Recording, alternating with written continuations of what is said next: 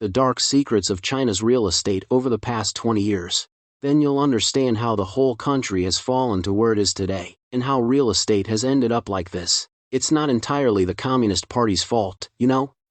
I mean, the party is not 100% responsible. It's actually a scene of collusive crime. All the Chinese who made money during the real estate boom actually participated in this joint crime. They're all freaking gangsters and thugs, and they'll all have to pay back. So let me read this. After I finish, you'll find it interesting. Hello, old Wang. I used to be a viewer of Zhai. Out of curiosity, I searched for Zhai on Twitter and stumbled upon one of your articles about Zhai. I was immediately drawn to you. Through your information, I confirmed all my suspicions about him one by one. Later, you started a YouTube channel, and I watched your videos sporadically. I benefited a lot. Thank you for opening another window for me. 10 years ago, on YouTube, I heard Master Jing Kong discuss the Avatamsaka Sutra, and they explained the link between science and Buddhism. Since then, I have firmly believed there is a God in this world. I also believe that meeting you on YouTube was not a coincidence. Any coincidence is inevitable. I was born after 1985, grew up in an oilfield compound. My family was well off. I never experienced hardship. My parents were strict, so I was a bit rebellious. I write in traditional characters. Before high school, I loved rock music, and sci-fi movies and art films. I didn't study hard, so I went to a third-tier college. Later, because of strong family connections, after graduation, I got a permanent job at CCB Tianjin. I didn't go back to work at the oil field, and that changed my life. CCB is deeply involved in real estate, one of the banks with the deepest involvement in development. Among the big four, it's the deepest. When I first joined CCB, I had to rotate frontline posts for 1 to 2 years. I worked in various corporate and retail banking roles. Finally, I chose to stay in a frontline retail position. When I later reviewed my life, I found my choice was right. 2012 was truly a magical year. Tianjin's real estate volume and prices soared from that year on. My loan performance also grew year by year, until I worked until 2017, just as the 5-year massive conspiracy crime scene was about to begin. 2015 and 2016 were the craziest 2 years, and the accelerator that pushed me to run emigrate. At that time, I was in charge of second-hand housing in a Sunac project. The most outrageous was Sunac. To quickly turn over funds, customers had to sign online and loan contracts the same day, and demanded the bank disburse the loan the next day, internally called signing and releasing. In other words, they hadn't even completed mortgage registration, and the money was already in the developer's account. At that time, state-owned developers with state-owned backgrounds basically didn't dare to play like this. Only Evergrande and Sunac dared to do that. Even more outrageous, the sales offices had a one-stop service for fake IDs, fake divorce papers, and fake stamps for customers. To shut us up, that year, developers and agents gave perks to us bank staff. At that time, credit policy was loose. As long as you had connections. For customers, only their ID is real. Everything else can be fake. Bad credit, defaults, late payments, all get approved. Clients without housing funds, through insider manipulation at the fund center, can get a 1-2-month contribution record next month, qualifying for low-interest loans. As a personal loan manager, I actually issued more loans than a corporate banking manager by hundreds of millions. So the so-called boom back then, money never went into the real economy, just inflated a real estate bubble. It set the stage for all the later crashes, foreshadowing the disaster. Back then, by day I owed loans, by night I lived it up, partying with developers, agents, and buyers, drinking, gambling, women, drowning in luxury. I actually hated that life. Even though the money was good, I felt uneasy inside. Sometimes when I conned clients with partners, my conscience bothered me. I kept thinking of that line from Infernal Affairs 2, Francis Ng pointing a gun at Eric Tsang and saying, "In this game, you gotta pay back someday." Soaring housing prices weren't just the fault of developers and the government, but also buyers and sellers on the ground. From bank employees to everyone, no one is innocent. Until early 2017, one day I asked my wife, "Would you emigrate with me to Canada? I'm done with this life." She said 2 words, "Yes." She quit the next day. This guy, born in 85. You've hidden some secrets here. You must be feeling guilty. You're not just having a change of heart, you're under pressure. When you were dealing drugs, you feared exposure. You made a lot of money, right? Because you were afraid of journalists. Understandable. It's okay, we're all the same, we all understand. That was a large-scale crime scene. No one was clean. My wife and I were middle school classmates. She's been with me all this time. We share the same hobbies, our families were strict, and we were both rebellious. The only difference is she loves English, passed TM8, graduated from Shanghai Foreign Trade. Impressive, she's got a Shakespeare-level English. So she agreed without hesitation. Our child was 2.5 then. She said something I'll always be grateful for: I never want our child to endure a single day of Chinese education. I don't want him to follow our path, not even kindergarten. So at the end of 2017, we sold our Tianjin house below market price and moved to Manitoba, Canada, Manitoba. Before leaving, I hired 2 agents in China. The first one tricked me into Quebec. After discovering the scam, I found another one from Manitoba. Got scammed again, lost about 400 to 500,000 RMB. I don't want to go into details, just Chinese scamming Chinese, even overseas. In the end, they even forgot to submit our provincial nomination, delaying us by 6 months. My wife comforted me with the saying, "What goes around comes around." I thought back to the mischief I caused at CCB over the years, and it actually calmed me down. Because you, brother, didn't look either, you also made a good amount of money at CCB. Alright, can't be a pixie, only taking in and never giving out. Little scammers take a bit of your money, huh? I usually think that way too. Until one day, by chance, I unexpectedly found out my wife had been working in Canada for a year, and could directly apply through the Federal Express entry. She took the CELPIP test, got 9s and 10s in listening, speaking, reading, writing, submitted it herself with DIY, and got her PR status on the 18th of September 2019. The so-called National Humiliation Day became a happy day for our family. Got the PR card just a year and a half after going abroad. Thank God for his help, letting me experience many twists and turns in life during that period, and learn valuable life lessons. Truly, there is a divine will at work. In this process, little brother, did you notice, you actually completed your own transformation and elevation in life? What's the biggest difference between Chinese society and Canadian society? It's that Chinese society is highly reliant on division of labor, like a bee or ant society. That is, an individual Chinese person, no matter how prominent, even if he is Xi Jinping, if you put him in a situation where he has to handle things alone, in a real-world scenario, he acts like a dumbass, at a loss what to do. Zero survival skills. Almost all Chinese people are like this. Except for the very bottom working class, most Chinese, especially the better-off middle class, they all just open their mouths to be fed, hold out their hands for clothes, depend on middlemen for everything. This is the biggest characteristic of China. Because of relying on middlemen, they get used to pulling strings, and all sorts of messy things follow. In Canada, on the other hand, it's a society made up of real queen bees. Every individual has strong personal mobility and initiative. One day he's mayor, the next day the mayor is out of office. That's called government office. He dares to drive for Uber. Old Mr. Xi Jinping here is a city councillor and mayor, but at the same time he also runs a Chinese restaurant. The owner of a Chinese restaurant, that's Canada. So in Canada, there's no such thing as pulling strings or using back doors. All the formulas, all the regulations are public and transparent. As long as your language is good enough, you understand this society, meet the requirements, you can definitely DIY following the procedures. No need for a middleman at all. Whether it's immigration or anything, immigration is easy to handle, or visas, DIY is fine. But we Chinese all go to middlemen. Look, you're already in Canada, and you got scammed by 2 middlemen for 400 to 500,000. So back in China, you had no choice. But once you came to Canada, look at your wife. In the end she DIY'd it and your whole family didn't spend a cent. DIY costs no extra money, just a small processing fee, a few dozen dollars, $100 or so for the PR card printing, a fee for processing documents, a government fee, a small handling fee, and you get your PR card. Hundreds of thousands. It's all a lie. They even forgot to submit your documents. You see how unreliable those middlemen are. You should say his name. I'll call him out on my channel. Shame him. For a small-time liar like this, we can't let him keep scamming people. So. Congrats. You managing to DIY it yourself shows you and your wife are what we call locals now. You're fully localized.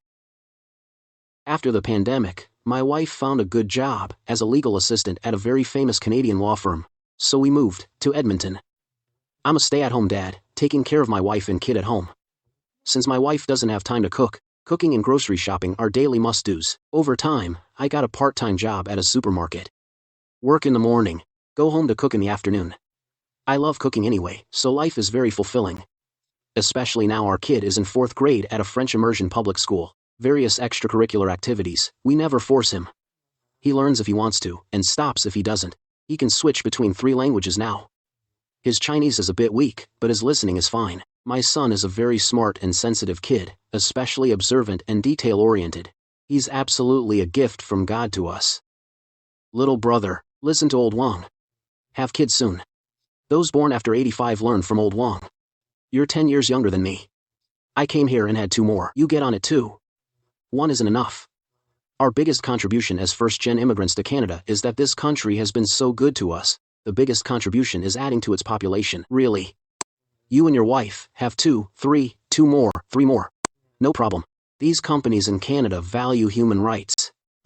They won't refuse to sign a contract because your wife is pregnant. Your wife works at a law firm. She can go back to work after giving birth. Such a great kid. So blessed. He's a good person. Even though we were part of this massive crime conspiracy scene, we all had a conscience for the people and could stop in time. Look.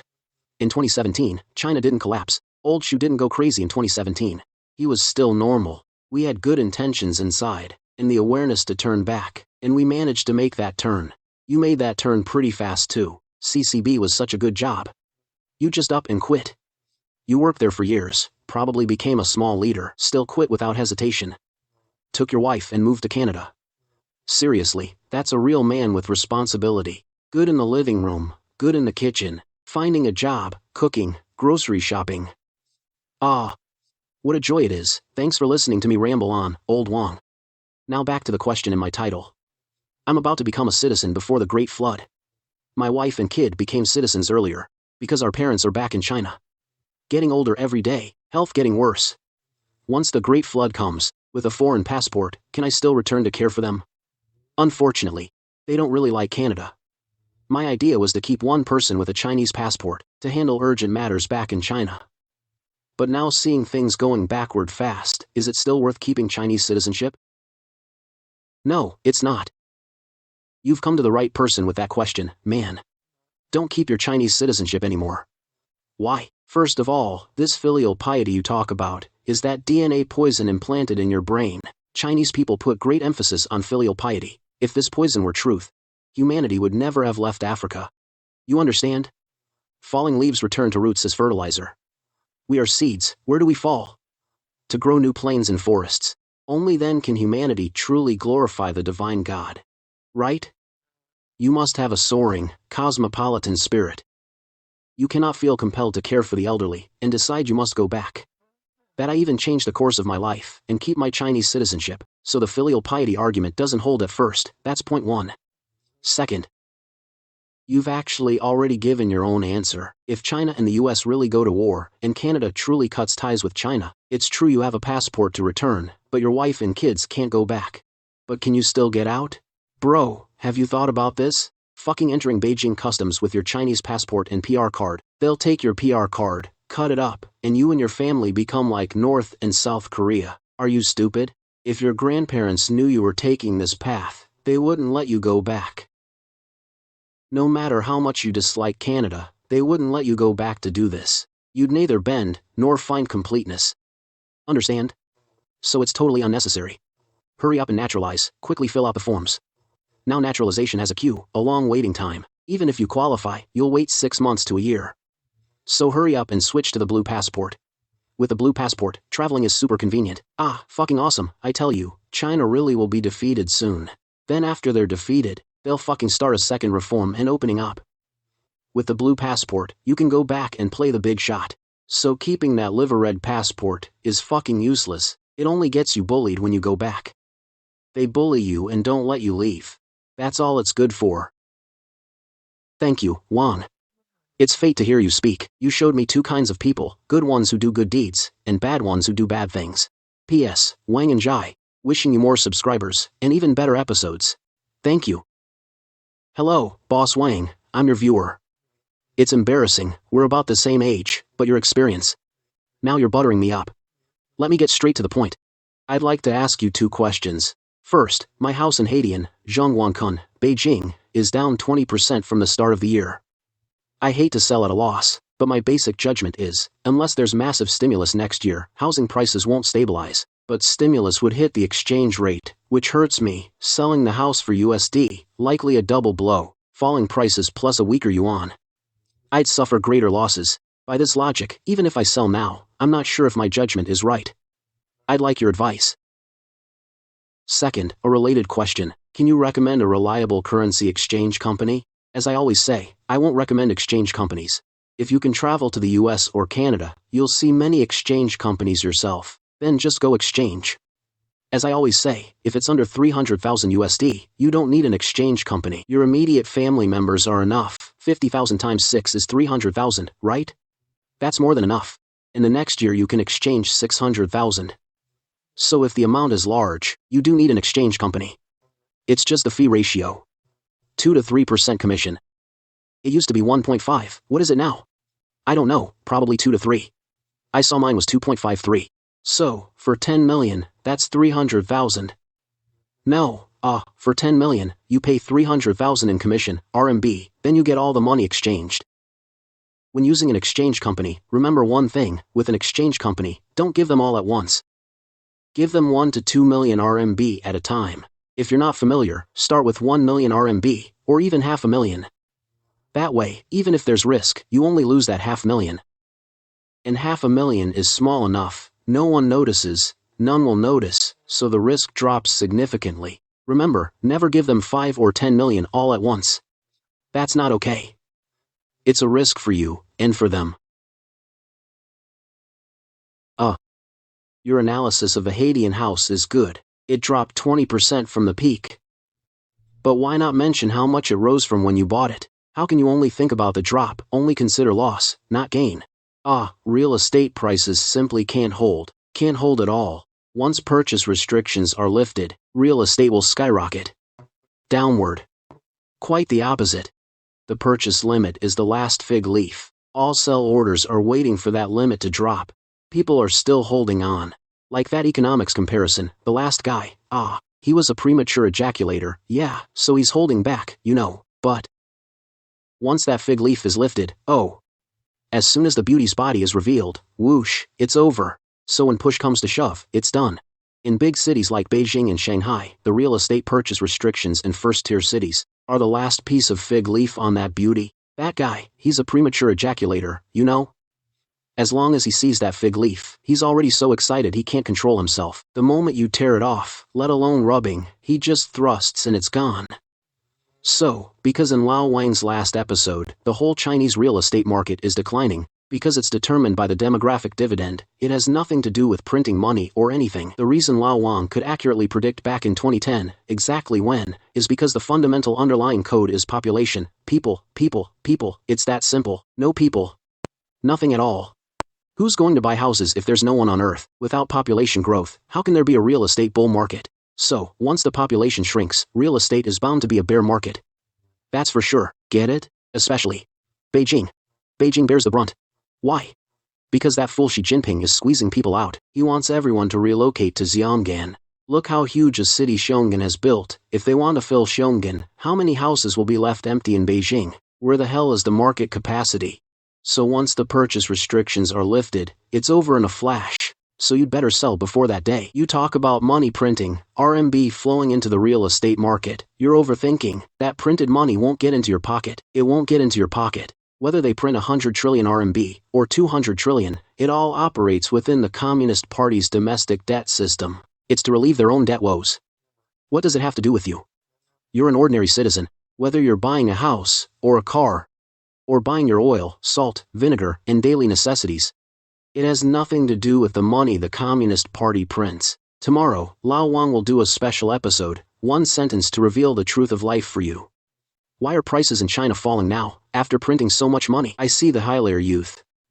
They keep asking me, bro, can you explain why there's deflation? With so much money printed. I'll make it clear to you in one sentence. This is why Lao Wang doesn't want to do YouTube. Fuck. Zhai Shanying talks for an hour, blathering on and on. I don't even know what he's saying. Everyone listens to his stuff to fall asleep, but when I say it, you all get excited. But I can only talk for 5 minutes. A real premature ejaculator, I say I can only last 5 minutes, because after 5 minutes I've said all the key points. What else could you possibly say? The greatest theory. The truest truth is often just one sentence. Like love between a man and a woman, why make it so complicated? Write a whole book on love? Screw that, pa. That's for people who've never dated. Real love is just hormones making you horny, and after meeting, you just want one thing. Men and women are the same. That's love. Then on that foundation comes love. The rest just becomes routine. Then being together, that smell is just hormones. Yeah, without him, it feels so awful. That's what love is. Why did I bring up love? I was talking about deflation. Tomorrow, Lao Wang, I'll fill the last hole. First, don't mention names. And hide my personal story too. Thank you, much appreciated. You really have that star complex. Who do you think you are? You say, okay. I won't say it. I'll just talk about your issue. First, thanks for the chance to find your channel. I didn't come from Jiangning. I stumbled upon you on Twitter. You're a treasure. Absolutely.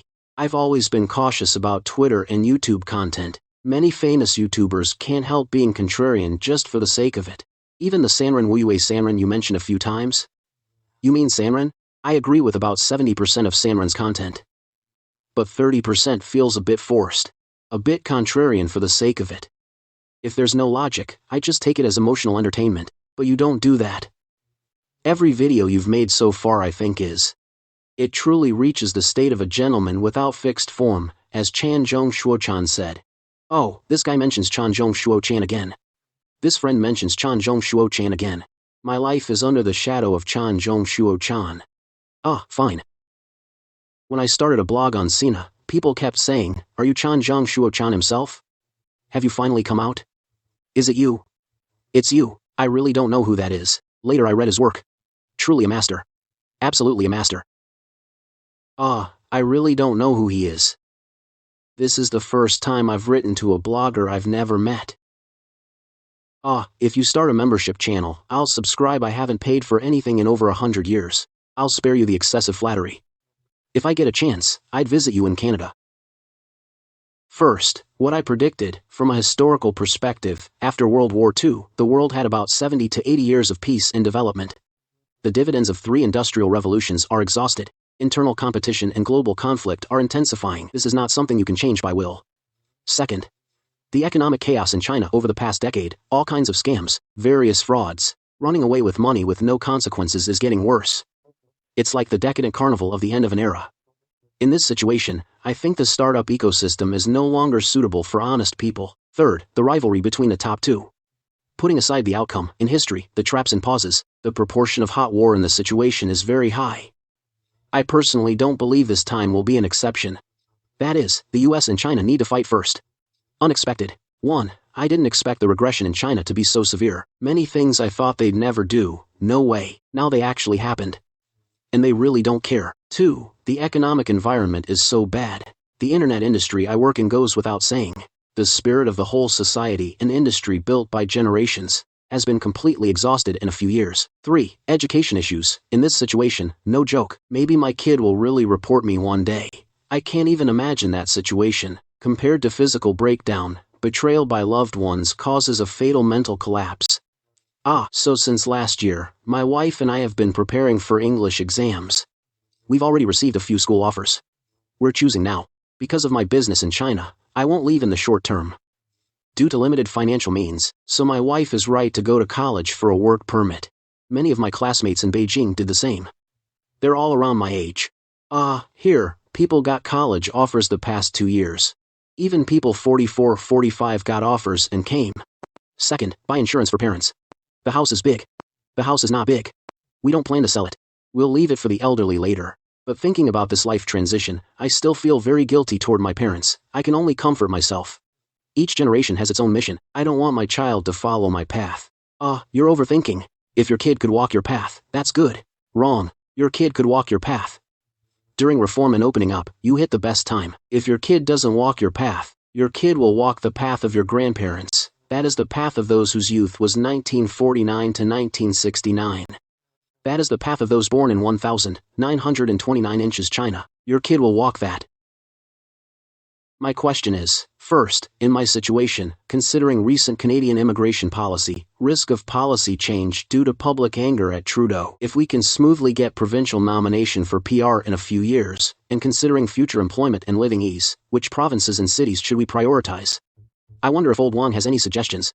Of course I can give you advice. First, Trudeau's exit and Pierre's rise won't change policy trends. It won't affect Canada's open immigration policy. It's not changeable by one government, it's a national policy. It's a settled national policy. Very hard to change, so at most, technical details might change. For example, before, the rule was life 3 out of 5 years. Now change to life 4 out of 5 years. Or 4 out of 6 years. That's the kind of fine-tuning. It won't affect you at all. Because your wife has an offer, student to work visa is easy, student to work permit, then to PR card is super easy. You don't need to care. You understand. Your wife's path is exactly what Canada needs. Canada welcomes your wife. They wholeheartedly welcome people on this path. Because after she gets a study permit here, she gets a work permit and becomes a Canadian worker. This is what Canada needs most. So don't worry about policy changes. This isn't China, there's no sudden policy change. Second, you ask which city. It depends on how much money you have. Very simple. If you have no money and need a job, go to Toronto. Toronto is a really big city. It has far more business and job opportunities. If you are very rich, no need to work. Then come work. If you are neither very rich, nor very diligent, then go to Edmonton, Calgary, or some cities in Saskatchewan, or Quebec. It's a relaxed city, with low cost of living. Scenery is great too, if you're Chinese. BC also has such nice cities. So there are way too many options. We'll talk after you arrive. Once here, do a Canada loop first. A Canada tour, drive east to west visiting a few cities. Then you'll have an objective impression. I suggest you go to Richmond, spend a couple of days. Once you reach Richmond, you won't want to leave. New immigrants like you, once in Richmond, the food is so good, exactly like back home in China. Whatever China has, this place has. And it's even more civilized, like an upgraded version. For Chinese from Hong Kong, this is Richmond. So Richmond in Vancouver is the first stop for many immigrants. If you have strong hands-on skills, Richmond or Vancouver is a good choice too. Because many wealthy people come here, they need services. All kinds of services. From leaf blowing, lawn care to renovation and building houses, there's a huge shortage of workers. So grocery stores have job openings year-round. Supermarkets are always hiring. You can start working there anytime. The pay isn't high, but if both of you work, you'll be fine in Vancouver. Finally, second, future lifestyle after moving. Actually, lifestyle after moving, I mentally prepared myself early on. Moving there means restarting life, but if there's time for preparation, I hope to do something I'm good at to support the family. I wonder what preparation work I can do back home. You're in the internet industry, right? Internet industry is also good here. If you don't want to switch careers, just polish your basic internet skills. Basics. If you were a boss back home, brush up your old expertise. There are many opportunities. If you don't want to do internet anymore, and want to do physical work, even better. In BC, the sheriff is the bailiff. Always hiring. Now, if you're a man, if you love shooting, are physically fit, then go be a bailiff. It's very prestigious. Just inside the prison, and in the courtroom, wearing a black uniform, you don't even have to buy a police car. The state provides your uniforms. You don't need to buy them. Very beautiful uniforms. Big boots, pistol. Hey, you even get handcuffs. So cool. Uniform seduction. I'm old now. If I were 35, I'd become a cop. I'd definitely join the RCMP. So much prestige. An RCMP uniform costs $4,500. That's Canada for you. Holy shit, that uniform is $4,500. It's really good. Compared to our concept back home, this advanced society of human rights, it's completely different. Once you enter the mainstream, it's completely different. Last one, this is another kid. I'm old Wang, born after 97. Hello. Surname Yao. Since I used to trade stocks, I'm quite interested in finance. I've watched your channel about electronic trading and stock market principles. I've benefited greatly. My current situation, waiting for my Australian visa to be approved. Planning my future after arriving in Australia. I hope you can kindly offer advice. My original idea was to use permanent residency benefits, to study a finance master's at 1/3 the original cost, on one hand, to learn more about finance, on the other, to find a local job, to have more options. I also had another idea, to become a local police officer. On one hand, the income is decent, on the other, it matches my interest, and it's relatively stable, and can better help a new immigrant weather the economic winter. I'm currently a lawyer in China. My family thinks being a lawyer locally or going into finance after study is also good. But with my limited understanding of developed countries, in terms of income, each profession is quite average and has room for advancement. As long as the career isn't too low barrier, it doesn't matter much. From the letters you've been reading these days, you also said the economy isn't great. Entering investment banking and finance now might not be a good time. It's suggested to find some stable, solid jobs. This makes me think whether to replan entering local law. Entering this industry needs careful consideration. Because I'm really quite young, lack social experience, and hope to hear your advice. Being a cop in Australia should be good, right? I just mentioned being a cop in Canada, RCMP, and bailiffs have amazing benefits. It's really a completely different concept from being a cop in China. No corruption, no fraud or scams, none of that stuff. So it's really like military service. It's like serving in the military. It's the fastest lane into the mainstream of a warlike Anglo-Saxon society. So for all my friends boys, for families with young boys, I recommend not becoming a coder. Don't go to Ivies and throw away those unrealistic ideas. Because you, with your big green IQs, are not Ivy League material. What you should do is not attend Ivy League for your parents, but live your own lives well. It means becoming part of mainstream society in Canada or the US. If in the US, you let them attend West Point. If in Canada, if you don't want to go to the Royal Military College, then you can join the RCMP as a police officer, serve society for 8 years. After retiring, you are a minority, you will speak English. You also have such a great background. You are mainstream. Then you can go find a lawyer job at a law firm. Because once you get the law license, it's like the ocean wide for fish to leap, and the sky high for you to fly. You have military service experience, whether as a police officer or military service experience. Martially virtuous. You also have a few years of lawyer experience. Then, after middle age, you enter politics, and you are definitely a representative of the Chinese community. Let me tell you, Chinese people in Canada, the US, and Australia all share a common problem, which is that Chinese people's willingness to participate in politics is low. The ratio of Chinese voters to candidates is not proportional. Even the voter turnout ratio is not proportional to other ethnic groups. What does voter ratio and candidate ratio mean? It means the ratio of Chinese candidates to Chinese voters is not proportional. For example, we have 1 million Chinese, but we also have 100 million Indians. But on the Indian side, they have 30 candidates, while the Chinese side can't even scrape together 3. That is the Chinese problem. And there is another very specific issue, which is that Chinese people are all fucking interested in federal congressmen. That is, those 3 all go run for federal or provincial positions, all go for high offices. They have no interest in city level at all. So at municipal level, Chinese political candidates are extremely rare. And this need objectively exists. We need more Chinese faces on city councils. Because the Chinese proportion in this city is already mainstream, you can't have a bunch of white people deciding the direction of Chinese society. So if you truly want to become second-generation Chinese, that is, you are already here as the second generation, you are at the age of the second generation, you should integrate into mainstream society as soon as possible, not stay in that generation of Chinese who wash dishes and cleaned. Living in their minds are characters like Wang Qiming, the generation from a Beijing native in New York. They were undocumented and barely settled. So they must make their kids go to Harvard, Yale, to study fucking computer science, to study law, or medicine. That is a really miserable generation. You know what I mean? Because they could be deported any minute, so they carry this deportation trauma. But you come from a place with money, from a developed country, or you grew up locally, you can completely discard those things. You can do whatever you want, do anything you like, do what you love, what this society needs, you go do that. That is the correct mainstream thinking. We Chinese particularly lack this kind of thinking. Like that famous Hollywood actor, Simu Liu, the actor from Shang-Chi. His mother and father forced him, made him study computer science, and nearly drove him crazy. Over 30 years old, can't handle the relationship with my parents, until becoming a top Chinese American actor in Hollywood, to finally gain some respect. Chinese people must become mainstream, otherwise, concentration camps are just one step away from us. Because you're a weak one, you must forget being weak, so being a cop is good, being a cop or a lawyer, that path works. Forget about finance, investment banking is not for you, not for your kind. That's it for today. Let's leave it at that, okay? I wish you all a great weekend, goodbye.